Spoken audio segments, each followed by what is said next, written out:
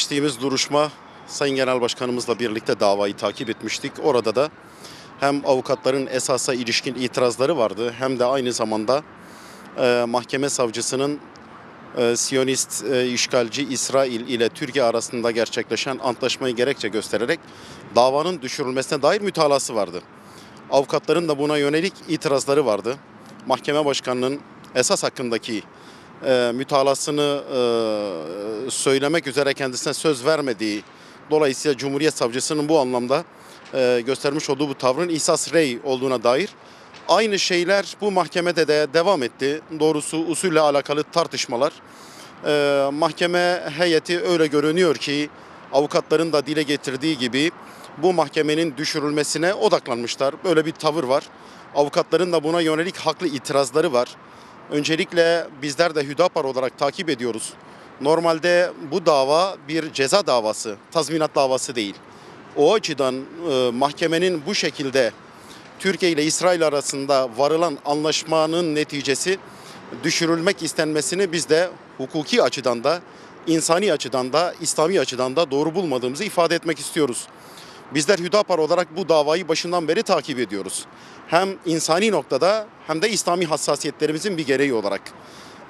Uluslararası sularda çok masum bir amacı gerçekleştirmek üzere yüzlerce aktivist tarafından gerçekleştirilen bir eylemin Siyonist işgalci terör rejimi tarafından kan dökülerek sonuçlandırılması, 10 insanı katletmesi, şehit etmesi, yüzlercesini özgürlüğünden mahrum etmesi ve bir o kadarını da yaralamasının insanlıkla alakalı olduğunu düşünüyoruz. Dolayısıyla biz bu saldırıyı insanlığa karşı işlenmiş bir suç olarak değerlendiriyoruz. O açıdan bu davaya sahip çıkmayı aynı zamanda insanlığa sahip çıkmak olarak değerlendiriyoruz. Öte taraftan ise İslami hassasiyetimizin bir gereği olarak bu davayı takip ediyor ve bu davayı takip edenleri, destekleyenleri, şehitlerin yanında yer alanları desteklediğimizi ve onlarla beraber olduğumuzu ifade ediyoruz.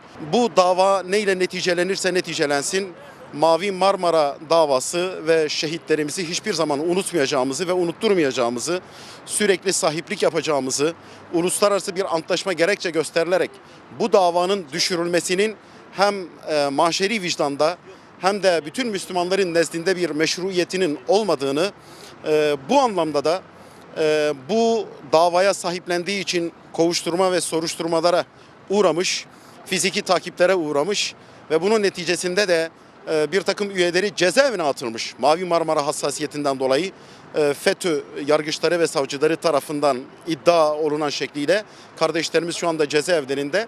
Böyle bir bedel ödemiş bir camianın temsilcisi olarak diyorum ki bütün İslami çevreler, bütün Müslümanlar aynı zamanda kendi enerjilerini ve potansiyellerini ve mücadele azimlerini Mescid-i Aksa ve Kuds-ü Şerif'in etrafında yükseltmeliler.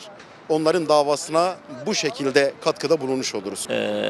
Bu yargılama süresince içerideki hukuksuzlukları falan artık onlar hukukçular değerlendirir mutlaka ama biz siyasi olarak değerlendirme yapacak olursak bu dava bir siyasi şeye dönüşmüştür.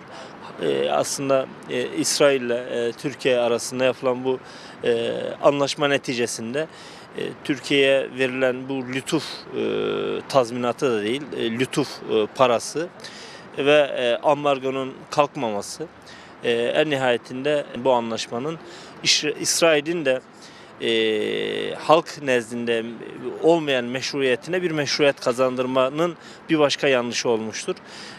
Bu açıdan biz bu davanın bu böyle nihayete erdirilmemesi gerektiğini düşünüyoruz. Şehitlerin kemikleri adeta sızlamıştır.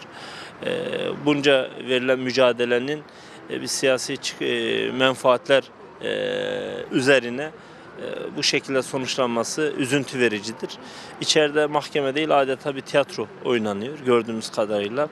Atanan mahkeme heyeti bir an önce bu davayı sonuçlandırıp bu dosyayı kapatma gayretinde.